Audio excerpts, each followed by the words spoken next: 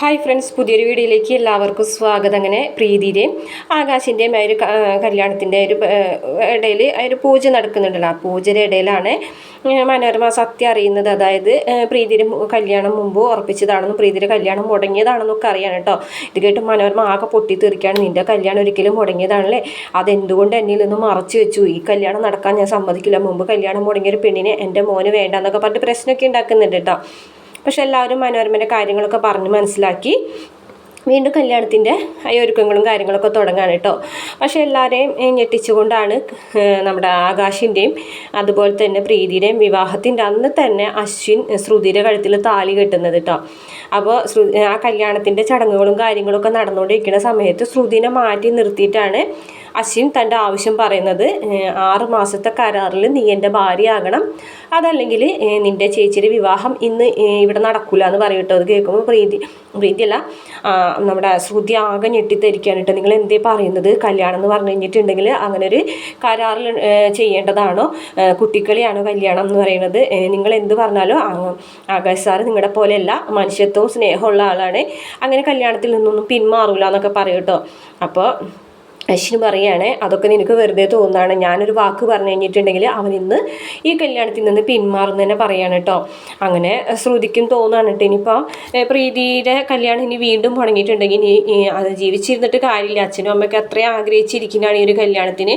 അപ്പോൾ ഇനി ഇതും കൂടെ മുടങ്ങിയിട്ടുണ്ടെങ്കിൽ ശരിയാകില്ല എന്നൊക്കെ വിചാരിക്കുകയാണ് കേട്ടോ. ഇനി എന്തായാലും ശ്രുതി അശ്വിൻ്റെ ആ ഒരു ആഗ്രഹത്തിന് മുന്നിൽ ശരിയെന്ന് പറയാണ് കേട്ടോ. ശരിയെന്ന് പറഞ്ഞു വെച്ച് കഴിഞ്ഞാൽ നിർബന്ധിച്ച് എന്നുള്ള രീതിയിൽ തന്നെയാണ് ശ്രുതിനെ അശ്വിൻ വിവാഹം കഴിക്കുന്നത്. ആ കല്യാണത്തിൻ്റെ ചടങ്ങിൻ്റെ ആ ഒരു സമയത്ത് എല്ലാവരും അശ്വിനെയും ശ്രുതിനെയും അന്വേഷിക്കുകയാണ് കേട്ടോ. പക്ഷെ അവർ രണ്ടുപേരെയും കാണുന്നില്ല. ശ്രുതിയാണെന്നുണ്ടെങ്കിൽ ആകെ സങ്കടത്തോട് കൂടിയിട്ട് കരഞ്ഞുകൊണ്ട് തന്നെയാണ് കേട്ടോ അശ്വിൻ്റെ കൂടെ നിൽക്കുന്നത്.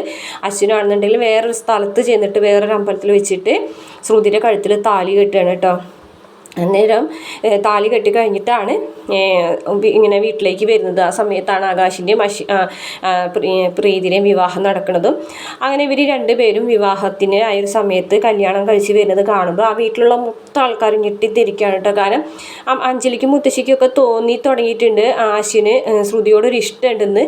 പക്ഷെ അതൊരിക്കലും ഈ ഒരു സമയത്ത് വിവാഹത്തിലേക്ക് എത്തിക്കും എന്നുള്ളൊരു കാര്യം അവർക്കൊന്നും അറിയില്ല. ഇത് കണ്ടിട്ട് ശ്രുതിയുടെ അമ്മ, അതായത് പ്രമീള പൊട്ടിത്തെറിക്കുകയാണ് കേട്ടോ. ശ്രുതിയുടെ മുഖത്ത് ആഞ്ഞെട്ടിക്കുകയാണ്. എന്നിട്ട് നീ ഈ ഒരു ചതി ചെയ്യുന്നു ഞങ്ങൾ വിചാരിച്ചില്ല, നിൻ്റെ ചേച്ചിയുടെ ജീവിതം നീ വെച്ച് കളിക്കുകയാണോ എന്നൊക്കെ ചോദിക്കുകയാണ് കേട്ടോ. നിൻ്റെ ചേച്ചിയുടെ വിവാഹം കഴിഞ്ഞ് കൊണ്ടുവന്ന ആ വീട്ടിലൊരാളുമായിട്ട് നീ വിവാഹം കഴിച്ച്, അതും ഈ ഒരു ഇങ്ങനെ ഒരു രീതിയിൽ വിവാഹം കഴിച്ചത് എന്തിനാന്നൊക്കെ ചോദിച്ചിട്ട് അമ്മായി ആണെന്നുണ്ടെങ്കിലും ശ്രുതിനോട് ഒരുപാട് വഴക്ക് പറയുകയാണ്.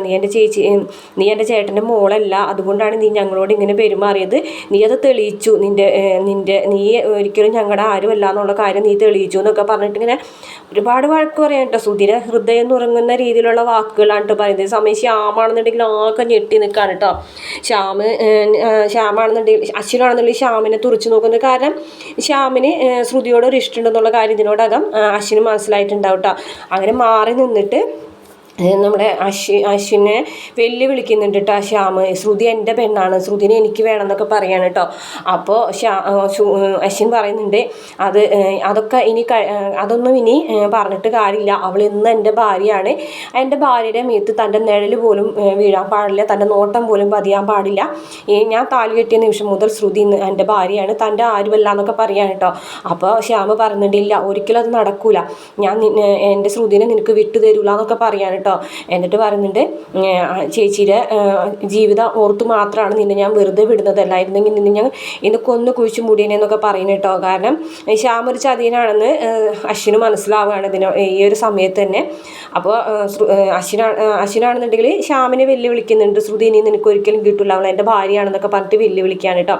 അപ്പോൾ എന്തായാലും അടിപൊളി എപ്പിസോഡുകളാണ് ഇനി വരുന്നത്. മിസ് ചെയ്യാതെ കാണാൻ. വീഡിയോ ഇഷ്ടപ്പെട്ട ചാനൽ ഒന്ന് സബ്സ്ക്രൈബ് ചെയ്യണേ.